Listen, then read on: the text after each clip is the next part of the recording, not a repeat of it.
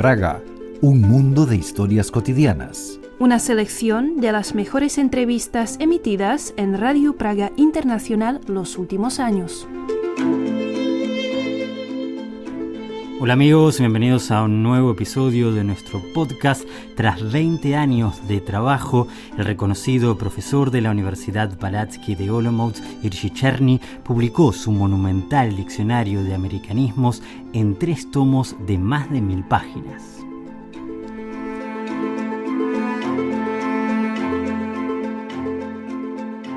A veces el esfuerzo tiene recompensa. El monumental diccionario de americanismos español-checo, que le demandó a su autor 20 años de dedicación exclusiva, nació, como se dice en algunos países, con un pan bajo el brazo. Es que algunas semanas atrás, la Unión Checa de Intérpretes y Traductores, que cada año distingue al mejor diccionario editado en Chequia y Eslovaquia, le otorgó nada menos que el primer premio de 2019. Alguien podrá imaginar que el responsable de semejante diccionario es una especie de ratón de biblioteca que casi no se comunica con nadie.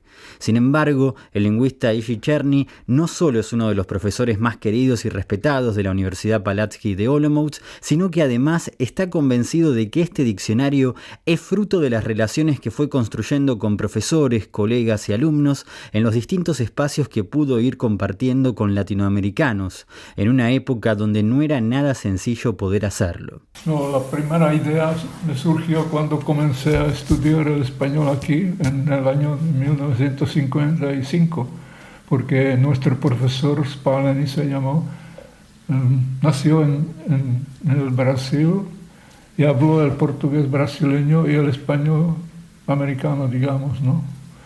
Y nos habló muchas veces sobre América también, sobre América Latina. Entonces era muy interesante y nosotros no esperábamos en los años 50 que algún día podríamos ver un español vivo o incluso un latino o un brasileño, pero yo tenía buena suerte y cuando terminé mis estudios en 59, entonces apareció la posibilidad de funcionar como profesor del checo en Mariinské Lázně. Fue un curso para los estudiantes extranjeros que estudiaron el checo durante un año para poder después estudiar en las escuelas superiores nuestras. El profesor Černý agradece una y otra vez esa oportunidad y hasta recuerda perfectamente cada una de las nacionalidades de aquel grupo de alumnos, entre los cuales había un mexicano, un cubano, 2 bolivianos y 3 brasileños. Y más de 10 años después, esa suerte se volvió a repetir, ya que en el año 1968 Černý pudo salir a estudiar a Portugal y un año más tarde a Madrid, donde estuvo alojado en el Colegio Mayor de Nuestra Señora de Guadalupe, destinado a latinos.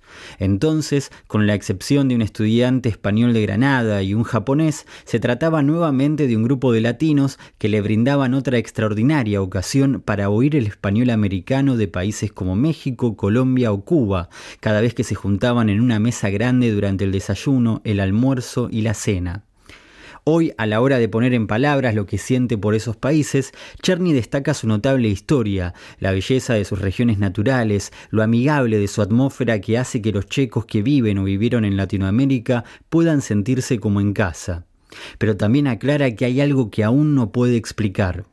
Lo cierto es que esas experiencias, y acaso esa pregunta que tal vez hoy se sigue haciendo, fueron la causa de que a finales de los años 90 Černý comenzara a pensar y preparar un diccionario que en su opinión debía cumplir con 3 fases.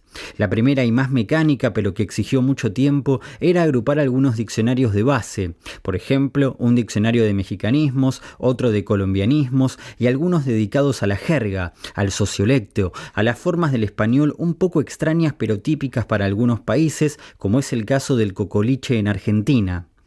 Černý revela, aún sorprendido, que llegaron a trabajar con 34 diccionarios diferentes y luego, durante la segunda fase, él y los estudiantes que colaboraron en el proyecto se ocuparon de adjuntarle a cada palabra un equivalente checo. Luego venía la tercera fase, la más difícil, reunir todo el material para desplegar los múltiples significados de una palabra como chiva, que es una de las que más trabajo les exigió y la que primero recuerda a Černý. El diccionario le dedica varias páginas para explicar y traducir cada una de las acepciones que tienen los distintos países: barba en Argentina, autobús en Colombia y bicicleta en Cuba, solo por nombrar algunas. Entre todos esos diccionarios que le sirvieron, como decía Newton, para sentarse sobre hombros de gigantes, uno de sus preferidos es el de Joseph Dubsky, de 1977, que según Czerny muchos critican pero todos copian. En su opinión, lo critican porque ya tiene sus años y la lengua está en constante evolución, aunque hay que tener en cuenta que en esa época casi no había computadoras. La otra crítica, con la que él está de acuerdo, aunque tampoco le resta valor al trabajo en su conjunto, es que incorporaba relativamente pocos americanismos, más que los demás diccionarios, pero aún así pocos. Ese es entonces uno de los grandes aportes de este nuevo diccionario. Ahora bien, ¿de qué hablamos exactamente cuando hablamos de americanismos?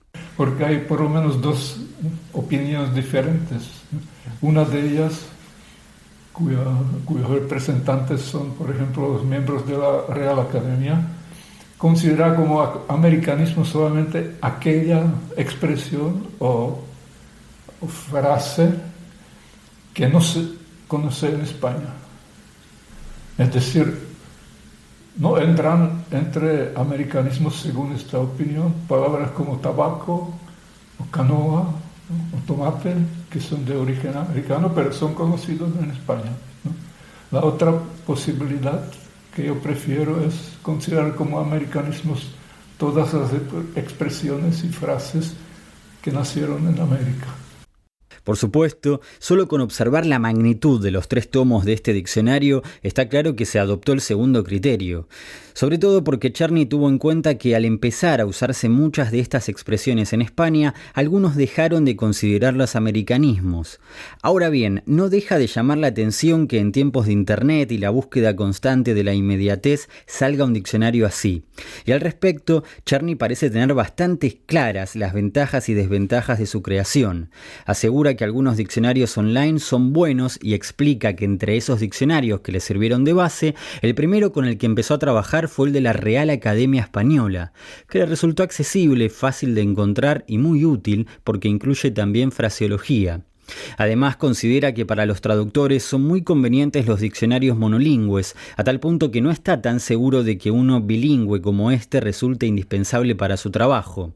Asimismo, es consciente de que su obra le ahorra un trabajo considerable al traductor, teniendo en cuenta que le ofrece unas 15 o 20 definiciones checas posibles. Y además, lo que es más importante todavía, creo, es que nuestro diccionario puede servir a los checos que no conocen el español, porque contiene muchas informaciones útiles sobre flora, fauna, sobre las etnias indígenas, sobre su modo de vivir, gastronomía, mitología, cosas así, ¿no?, que es difícil encontrar en otras fuentes.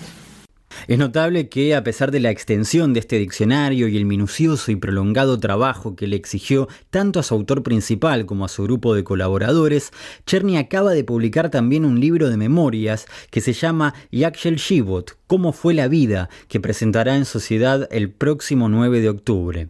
A diferencia del diccionario, que le demandó 20 años, Czerny escribió este libro en 8 meses, gracias a un programa de la Universidad de Palacký que le ofrece a sus profesores la posibilidad de publicar esta clase de libros, y cuenta que a medida que lo escribía, Czerny se preguntaba si un libro de memorias le puede llegar a interesar a alguien fuera de uno mismo. Sin embargo, fue su hija la que logró convencerlo porque siempre estuvo muy interesada en sus antepasados, y cuando escuchó algunas de las historias que terminaría incorporando en el libro, le dijo que era absolutamente necesario escribirlo. Es así que a los 83 años de edad, luego de haber publicado un diccionario y un libro de memorias, Czerny continúa trabajando sin descanso, como suele sucederle a la gente apasionada. Y cada vez que habla parece estar reflexionando sobre cuestiones vinculadas con su trabajo y el lenguaje en general, a tal punto que en una sola frase logra resumir buena parte de la historia de las lenguas extranjeras en Chequia. Aquí, entre las guerras, la lengua extranjera número 1 fue el francés. Luego vinieron los alemanes. La lengua número 1 era el alemán. Después de la guerra, la lengua número 1, rusa. ahora después de la revolución de terciopelo, es el inglés. Y algunos dicen que sería bueno prepararse para el chino también. Aunque el español tal vez no logró alcanzar todavía el primer lugar del podio entre las lenguas extranjeras en Chequia, Czerny considera que ha venido creciendo sostenidamente el interés de los checos por aprenderlo, a diferencia de otros idiomas como por ejemplo el francés. En todo caso, es muy probable que el flamante diccionario de americanismos de Czerny contribuya a mantener ese interés en los más altos índices. Y así llegamos al final de otro episodio de nuestro podcast Praga, un mundo de historias cotidianas. Los invitamos, como siempre, a seguirnos en nuestra web espanol.radio.cz, en nuestras redes sociales Facebook y X, y también en todas las plataformas de streaming. Hasta la próxima semana.